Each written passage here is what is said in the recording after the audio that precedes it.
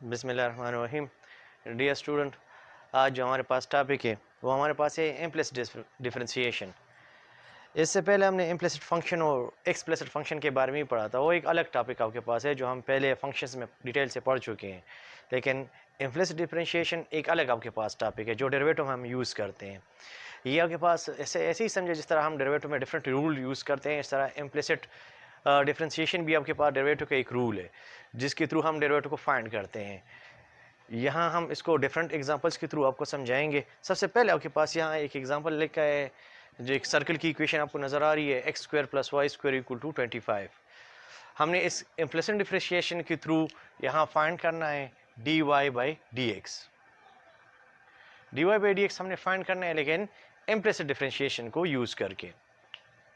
Implicit differentiation में हम जो आपके पास गिवन जो फंक्शन होता है या गिवन इक्वेशन होता है उसमें हम कोई भी सिंप्लीफिकेशन वगैरह नहीं करेंगे, बल्कि डायरेक्टली उस पर डेरिवेटिव अप्लाई कर लेंगे। मैं दोबारा रिपीट कर रहा हूँ, इम्प्लिसिट डिफरेंशिएशन का जब भी आपको क्वेश्चन में कहा जाता है कि इसको इम्प्लिसिट डिफरेंशिएशन के थ्रू इसका डेरिवेटिव फाइंड करे, तो हम जो आपके पास गिवन इक्वेशन या फंक्शन होगा उसमें कोई चेंज नहीं लाएंगे, मतलब सिंप्लीफिकेशन वगैरह उसमें नहीं करेंगे, बल्कि डायरेक्टली उस पर डेरिवेटिव अप्लाई करेंगे। जिस तरह मैंने इस क्वेश्चन को देखे, डायरेक्टली लिखा है, यहाँ लिखा है taking derivative with respect to x. अब हम इसका डायरेक्टली डेरिवेटिव ले रहे हैं विद रिस्पेक्ट टू एक्स।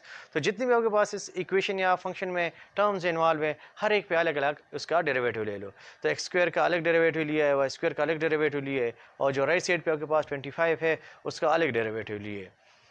अब इसकी सिंप्लीफिकेशन कर रहे हैं, यहाँ के पास एक्स स्क्वायर है, एक्स स्क्वायर का डेरिवेटिव हमारे पास power rule, simple power rule के थ्रू 2x आ जाएगा। वाई स्क्वायर का डेरिवेटिव, इससे पहले हमने जो डेरिवेटिव्स किए हैं तो वो सेम वेरिएबल के पास हुआ करते थे। अभी आपके पास जो डेरिवेटिव हम यहाँ ले रहे हैं, यहाँ वाई स्क्वायर का डेरिवेटिव के पास आए, सो इसको यहाँ थोड़ा सा समझे कि वाई स्क्वायर का डेरिवेटिव हम किस तरह लेते हैं। वाई स्क्वायर, सो देखिए जिस तरह आप एक्स स्क्वायर पे सिंपल पावर रूल को यूज़ करते हो, इसी तरह वाई स्क्वायर पे भी सिंपल पावर रूल यूज़ करें। सिंपल पावर रूल में क्या होगा, 2 आपके पास नीचे आ जाएगा, इसके पावर से भी आपके पास 1 सब्ट्रैक्ट हो जाएगा।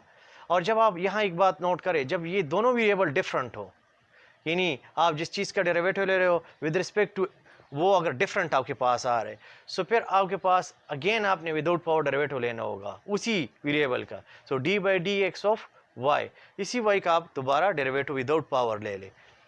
ये उस केस में होता है जब आपके पास क्या हो, उस केस में हम ये काम करते हैं जब आपके पास ये दोनों डिफरेंट वेरिएबल हो। इस बात को समझिए, अगर दोनों डिफरेंट हैं तब विदाउट पावर आगे भी हम उसका डेरिवेटिव लेंगे, जिस तरह हम एक्सटेंडेड पावर रूल में करते हैं। एक और एग्जाम, तो इसका जो सिंपल फॉर्म आपके पास आ जाता है तो 2y dy by D X आ जाता है। एक और इस तरह मैं आपको एक एग्जाम्पल के थ्रू ये समझा देता हूँ। अगर D by D X of Z cube आपके पास हो, अब यहाँ देखिए दोनों डिफरेंट आपके पास वेरिएबल आ रहे हैं, जिस विद रिस्पेक्ट टू जिसका हम वेरिएबल ले रहे हैं वो भी डिफरेंट है, और यहाँ आपके पास एक और वेरिएबल आपके पास है जो जेड आपके पास जेड फॉर्म में है। तो इसको भी सिंपल पावर रूल के थ्रू पावर नीचे आ जाएगा, पावर से 1 सब्ट्रैक्ट हो जाएगा। यहाँ तक जो स्टेप्स है वो तो सिंपल पावर रूल के हैं, और फिर अगेन इस जेड पे विदाउट पावर डेरिवेटिव अप्लाई होगा, D by D X of Z. So ये उस टाइम होता है जब ये दोनों डिफरेंट आपके पास आते हैं। तो ये एक एक्स्ट्रा स्टेप इसमें आप जहन में रखिए। तो उसके मुताबिक आपके पास यहाँ एक्स स्क्वायर का तो 2x आ गया, वाई स्क्वायर का 2y, और फिर अगेन वाई का जो आप लेते हो तो D Y by D X आ जाएगा। कांस्टेंट के बारे में आपने रूल में पढ़ा है कि कांस्टेंट का डेरिवेटिव हमेशा आपके पास क्या होता है, 0 होता है। सो ये आपने इसका डेरिवेटिव आप इसका ले चुके हो। अब इस इक्वेशन को आपने सिंप्लीफाई करना है और यहाँ से आपने d Y by D x को निकालना है। सबसे पहले स्टेप हम ये करते हैं कि 2x को राइट साइड पे शिफ्ट कर देते हैं, तो -2x आपके पास हो जाता है। फिर बोथ साइड को डिवाइड कर देते हैं 2y पे, तो 2y पे बोथ साइड को डिवाइड कर दिया, 2 के साथ कैंसिल हो जाएगा, और जो आपके पास D Y by D X यानी जो रिक्वायर आपके पास डेरिवेटिव है वो अगर फाइंड हो जाता है, जो आपके पास क्या आ जाता है -x बाई वाई आपके पास, इसका आपके पास आंसर आ जाता है। सो ये आपके पास एक एग्जाम्पल कंप्लीट हो जाता है। सो नेक्स्ट आपके पास इसमें एक एग्जाम्पल और करते हैं, वो आपके पास है x y equal to 25। Both side पे इम्प्लिसिट डिफरेंशिएशन अभी हम कर रहे हैं, बोथ साइड पे डेरिवेटिव अप्लाई कर लेते हैं विद रिस्पेक्ट टू एक्स। जो अब लेफ्ट हैंड साइड आपके पास है, यहाँ आपके पास दो वेरिएबल आ रहे हैं, दोनों आपके पास प्रोडक्ट फॉर्म में आ रहे हैं। सो आपके पास कोई फंक्शन अगर आपके पास प्रोडक्ट फॉर्म में हो तो उस पर हम प्रोडक्ट रूल यूज़ करते हैं। प्रोडक्ट रूल के मुताबिक आपके पास ये फर्स्ट आपके पास फंक्शन, ये आपके पास सेकंड फंक्शन है। फर्स्ट फंक्शन को छोड़ के सेकंड का डेरिवेटिव, फिर प्लस, फिर सेकंड को छोड़ दे और फर्स्ट का डेरिवेटिव, और राइट साइड का जो आपके पास डेरिवेटिव है आपके पास कांस्टेंट है, जिससे आपके पास जो डेरिवेटिव होगा वो आपके पास 0 हो जाएगा। सो आपके पास x अपनी जगह आ जाएगा, यहाँ dy/dx आ जाएगा, वही अपनी जगह आपके पास आ जाएगा, और x का आपके पास जो डेरिवेटिव होते हैं विद रिस्पेक्ट टू x, ये आपके पास 1 रिजल्ट दे देता है। फिर इस y वाले टर्म को राइट साइड पे शिफ्ट कर देते हैं, -y हो जाएगा, और फिर x पे बोथ से डिवाइड कर देते हैं, तो इससे आपके पास इसका जो डेरिवेटिव है वो फाइंड हो जाता है। सो इस तरह ये क्वेश्चन आपके पास सॉल्व हो जाता है। सो नेक्स्ट एक क्वेश्चन, इसको जो इम्प्लिसिट डिफरेंशिएशन का है उसके बारे में बात करते हैं। नेक्स्ट आपके पास है 1/y + 1/x = 1। इम्प्लिसिट डिफरेंशिएशन कर रहे हैं, डायरेक्टली डेरिवेटिव आप ले लें विद रिस्पेक्ट टू x, तो हर एक टर्म का डायरेक्ट डेरिवेटिव ले लेते हैं with respect to x। 1/y को हम y⁻−1 लिख सकते हैं, 1/x को x⁻−1, और 1 का जो डेरिवेटिव है विद रिस्पेक्ट टू x आपके पास क्या है, 0 है। y का जो डेरिवेटिव है समथिंग, इसका जो आपके पास पावर है, तो पावर रूल, इस पर हम सिंपल पावर रूल यूज़ करेंगे। पावर नीचे आ जाएगा, पावर से 1 सब्ट्रैक्ट हो जाएगा, फिर डिफरेंट वेरिएबल आ रहे हैं, सो y का विदाउट पावर अगेन डेरिवेटिव ले लेंगे। फिर सेम x के लिए पावर नीचे आ जाएगा, पावर से 1 सब्ट्रैक्ट हो जाएगा, ऑलरेडी -1 है और एक -1 सब्ट्रैक्ट हो जाता है। अब यहाँ देख लीजिए, यहाँ ये दोनों सेम वेरिएबल है, सो आगे डेरिवेटिव विदाउट पावर लेने की ज़रूरत नहीं है। लेकिन अगर आप ले भी लेना, अगर फॉर एग्जांपल आपके पास इस तरह है, इसको थोड़ा समझे कि x² d/dx ऑफ, अगर इसका आप लेते हो तो आपके पास 2 नीचे आ जाता है, x से पावर 1 सब्ट्रैक्ट हो जाता है, और फिर अगेन अगर आप विदाउट पावर ले भी लेते हैं डेरिवेटिव, सो उसकी रिजल्ट हमेशा हमारे पास 1 आता है। सो लेने का फ़ायदा नहीं है, 1 प्रोडक्ट में आपके पास कोई खास रोल प्ले नहीं करता, क्योंकि 1 प्रोडक्ट में आपके पास ख़त्म हो जाता है। सो आपके ये बात क्लियर होगी आपके पास, मैंने ये समझा दिया है कि अगर डिफरेंट वेरिएबल है सो अगेन आपने विदाउट पावर डेरिवेटिव लेना है, अगर सेम वेरिएबल है सो अगेन आपने डेरिवेटिव नहीं लेना, बस सिंपल पावर रूल आपने यूज़ करना है। सो इसको सिंप्लीफाई कर ले, -1 से -2 यहाँ भी आ जाएगा, यहाँ भी -2 आ जाएगा, इस टर्म को साइड पे शिफ्ट कर दे, सो यहाँ माइनस फॉर्म में है और साइड पे प्लस हो जाएगा। फिर आप क्या कर ले, -y⁻2 को बोथ साइड पे डिवाइड कर दे, सो आपके पास -y² यहाँ डिवीजन में आ जाएगा, -y पावर और -2। अब आप इस जो आपके पास पावर्स है ना, ये नेगेटिव फॉर्म में है दोनों, सो उसको मतलब आगे पीछे कर, इसको नोमिनेटर में ले जाए, इसको डिनोमिनेटर में ले आए, सो इनके पावर के साइन मतलब पॉजिटिव हो जाएंगे, और इससे आपके पास जो रिक्वायर्ड डेरिवेटिव होगा ना वो फाइंड हो जाएगा। नेक्स्ट आपके पास एक एग्जांपल है, आपके पास इम्प्लिसिट डिफरेंशिएशन के थ्रू हमने इसका डेरिवेटिव फाइंड करना है। इसके डेरिवेटिव आप किसी और मेथड से, जैसे एक्सप्लिसिट डिफरेंशिएशन कहते हैं, उसके थ्रू भी फाइंड कर सकते हो, लेकिन अभी हमारे जो पास टॉपिक है वो इम्प्लिसिट डिफरेंशिएशन है, तो उसी को लेके जा रहे हैं। u² + a² + b² = 1, du/dv find करना है। अगर आपके पास लिखा है du/dv, तो हमने with respect to v derivative लेने हैं, लेकिन अगर आपके पास लिखा हो कि dv/du फाइंड करें, सो फिर हमने उस फंक्शन का derivative with respect to u लेना होगा। इस टाइम हमारे पास हमसे पूछे है कि आप with respect to v derivative find कर ले, so taking derivative with respect to v, तो हर एक टर्म पे with respect to v derivative ले लिया।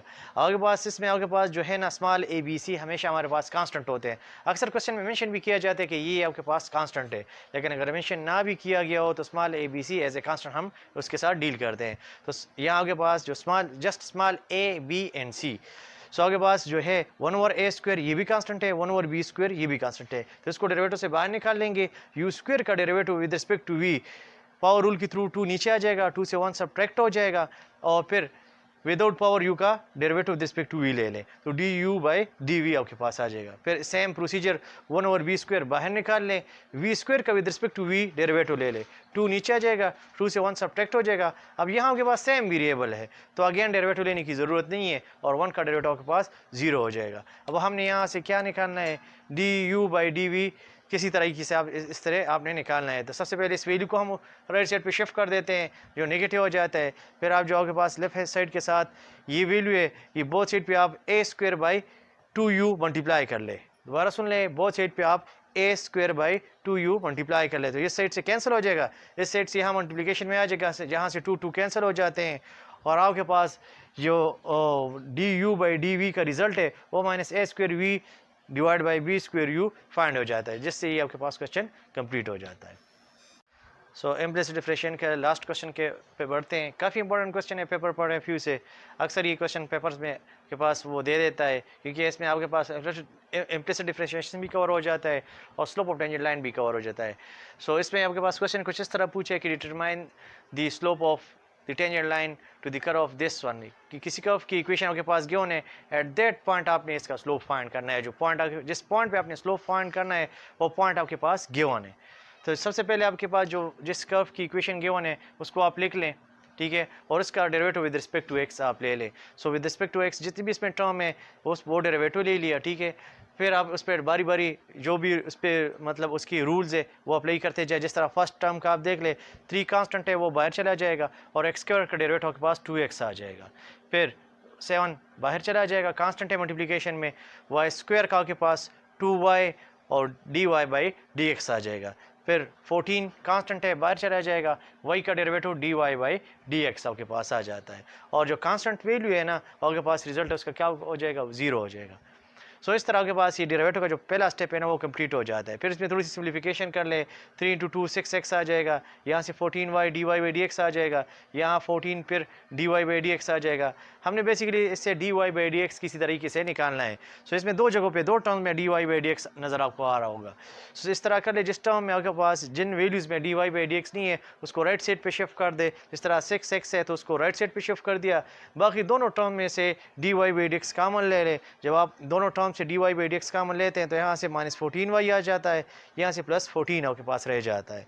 फिर आप ये जो वैल्यू आपके पास dy बाई dx के साथ मल्टीप्लिकेशन में आ रही है बहुत साइड पे डिवाइड कर दे, सो आपके पास यहाँ से dy बाई dx फाइंड हो जाता है। यानी आपने डेरिवेटिव को फाइंड कर दिया किस रूल के थ्रू, इम्प्लिसिट डिफरेंशिएशन के थ्रू। अब डेरिवेटिव फाइंड होने के बाद हमने इसका स्लोप फाइंड करना है। आपको मैंने पहले भी बताया था, इस टाइप का हम पहले भी क्वेश्चंस कर चुके हैं कि स्लोप हम किस तरह फाइंड करते हैं। जब आप डेरिवेटिव फाइंड कर लेते हो तो उसमें वो पॉइंट पुट कर दो जिस पॉइंट पे आपने उसका स्लोप फाइंड करना है। दोबारा सुन लें, हम जब डेरिवेटिव फाइंड कर लेते हैं और उससे स्लोप फाइंड करना चाहते हैं तो उसमें वो पॉइंट पुट कर दे जिस पॉइंट पे आपने स्लोप फाइंड करना है। तो हम उसमें पॉइंट पुट करते हैं तो स्लोप हमारे पास क्या था, dy बाई dx। ये स्मॉल से p शो कर रहा है कि हम अब उसमें पॉइंट पुट करेंगे। आगे पास जो पॉइंट हमने कहाँ पुट करना है, जहाँ के पास x और y है, यानी x और y की जगह उसकी वैल्यूज पुट करनी है जहाँ x और y है। सो x की जगह के पास ये x की वैल्यू है और ये y की वैल्यू है। x की जगह के पास -3 हो जाएगा, y की जगह के पास 0 आ जाएगा। फिर सिंपल मल्टीप्लिकेशन वगैरह करके कैंसिलाइजेशन हो जाएगी, जिससे आपके पास इसका जो स्लोप का रिजल्ट है ना वो फाइंड हो जाता है। इससे आपके पास ये टॉपिक जो इम्प्लिसिट डिफरेंशिएशन है ये कंप्लीट हो जाता है। एनी प्रॉब्लम अगर आपके पास है तो आप कमेंट्स में इसमें मतलब आप क्वेश्चन पूछ सकते हैं या मुझे ईमेल पे आप कांटेक्ट कर सकते हैं। काइंडली आप जो हमारा चैनल है असद मैथमेटिक्स के नाम से उसको सब्सक्राइब करें अगर आप लोगों ने सब्सक्राइब नहीं किया है, ठीक है, और कमेंट्स पे ज़रूर शेयर करें, लाइक का बटन ज़रूर प्रेस करें।